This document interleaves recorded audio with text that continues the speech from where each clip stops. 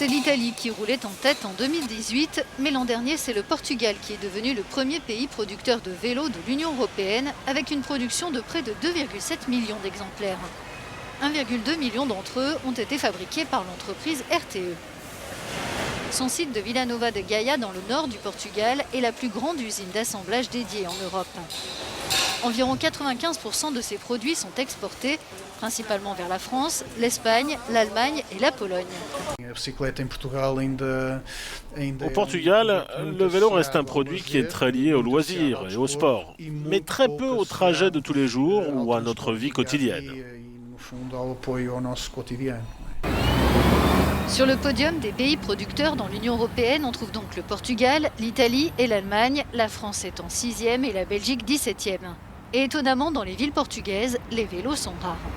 Seuls 0,4% des habitants l'ont emprunté pour se déplacer à Lisbonne et Porto en 2017, d'après l'Institut national de la statistique du Portugal. Les voitures ont occupé le haut du pavé, elles représentaient près de 60% des déplacements dans la capitale et 68% à Porto, selon Eurostat. Nous n'avons pas d'infrastructure adéquate et il y a un manque de pistes cyclables, mais aussi de parkings sécurisés pour les vélos. Souvent, les automobilistes roulent très vite et parfois, il n'y a pas beaucoup de respect non plus de la part des motards. Ils n'ont tout simplement pas l'habitude de voir des vélos dans les rues.